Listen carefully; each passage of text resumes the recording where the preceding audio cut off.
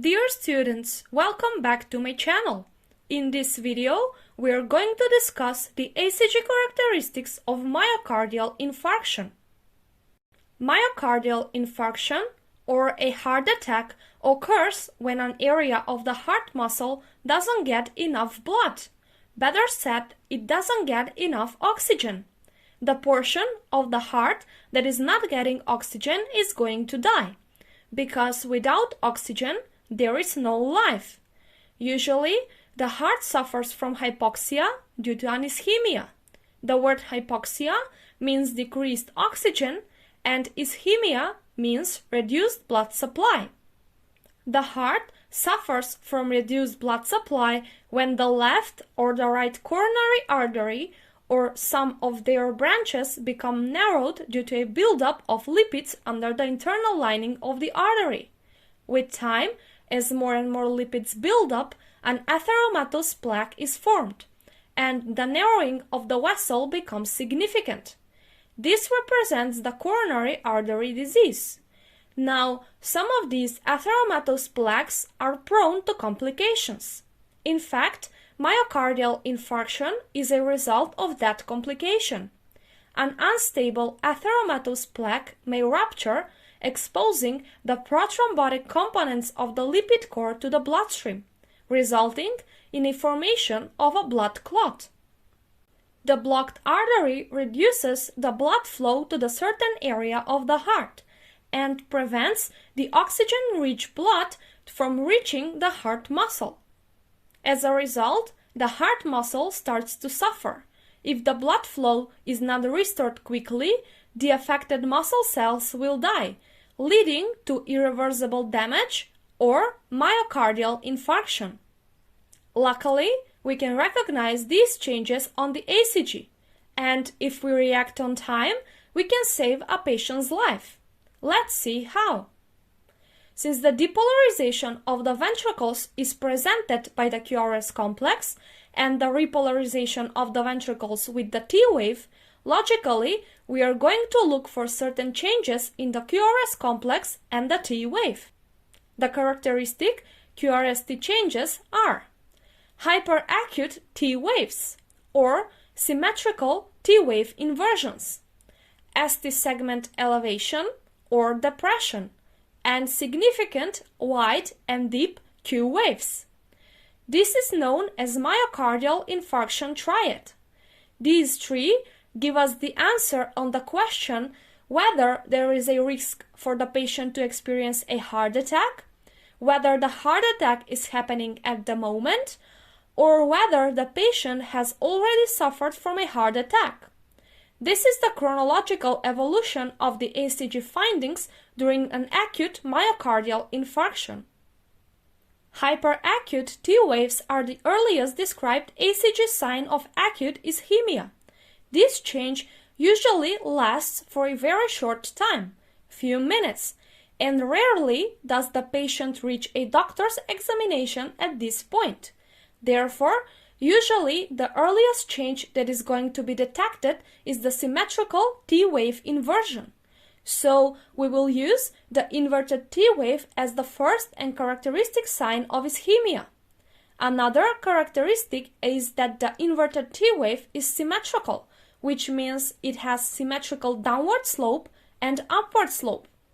Depending on the location of the ischemia, these signs appear in different leads on the ECG. We will look at this in a moment. Now let's focus only on the ECG patterns. Next, in less than an hour from the starting point, we have ST segment changes, ST segment elevation or depression. ST segment changes signify injury, and injury indicates acuteness of an infarction, or that the infarction is happening at the moment.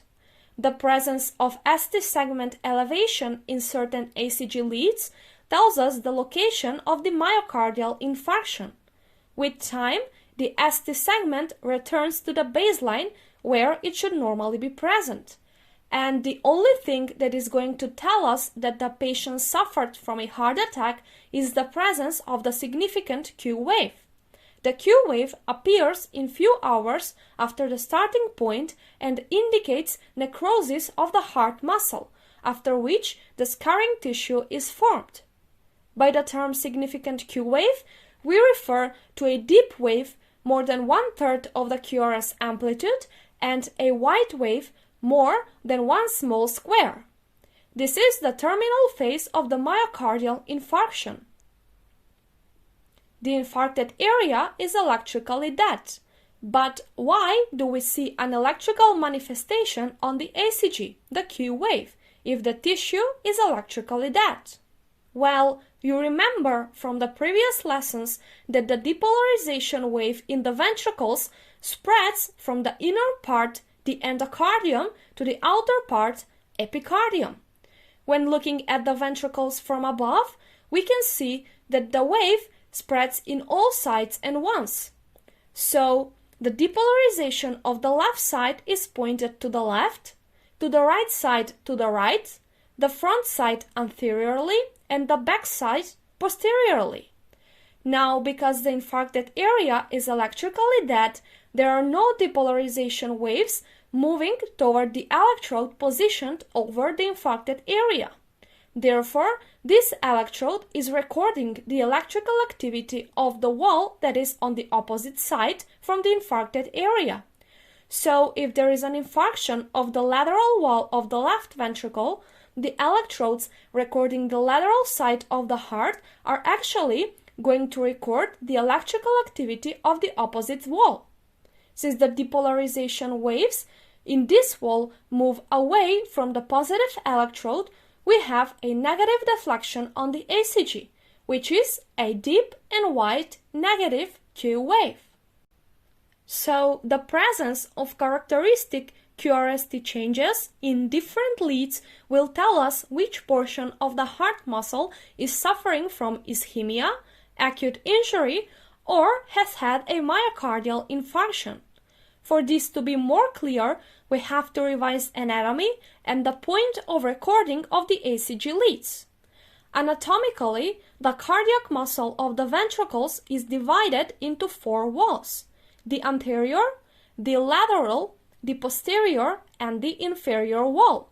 These walls are supplied by the right and the left coronary arteries and their branches. The anterior wall is usually supplied by the left anterior descending artery, which is a branch of the left coronary artery. The lateral wall is usually supplied by the left circumflex artery, a branch of the left coronary artery. The posterior and the inferior walls are supplied by the right coronary artery and her branch, the posterior descending artery. I say usually because in some patients there are present variations in the vascularization of the heart walls. Now, by the position of recording of the certain ECG leads, we can detect which wall and perhaps which artery is affected. The anterior wall is recorded by the leads V1, V2, V3, and V4, and they are called the anterior leads. The lateral wall is recorded by the lead 1, lead AVL, lead V5, and V6, and they are called the lateral leads. And the inferior wall is recorded by the lead 2, lead 3, and lead AVF, which are the inferior leads. But what about the posterior wall? Well, since the anterior leads are positioned directly on the opposite side of the posterior wall, by examining the characteristic ECG changes in the anterior leads, we can detect if there is present myocardial infarction of the posterior wall. But these changes now are going to be inverse than the typical ones for the infarction of the anterior wall. Let's see some examples. How do you diagnose a lateral wall infarction? By checking for inverted T-wave, ST segment changes, or significant Q-waves in the lateral leads. Those are lead 1, AVL, V5, and V6. And which artery is affected? Probably the left circumflex artery.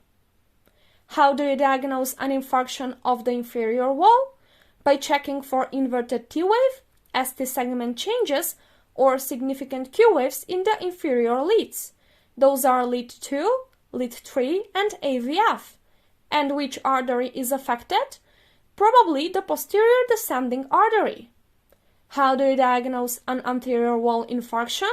By checking for inverted T-wave, ST segment changes, or significant Q-waves in the anterior leads. Those are V1, V2, V3, and V4. And which artery is affected? Probably the left descending artery. And at the end, how do you diagnose an infarction of the posterior wall?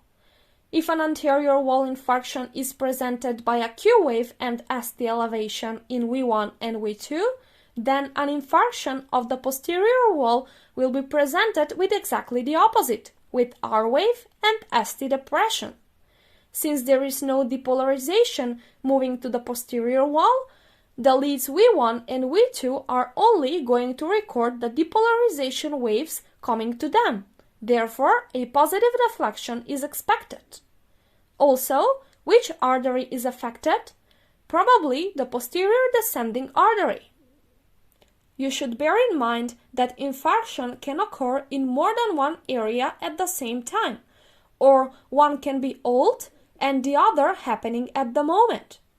Another important thing to mention here is that in the hypoxic area, ventricular automaticity foci suffer from hypoxia.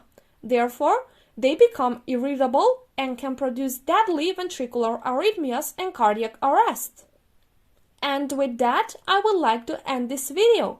I hope that it was helpful for you, and if yes, please make sure to subscribe to support me. Thank you for your time, and I hope to see you again.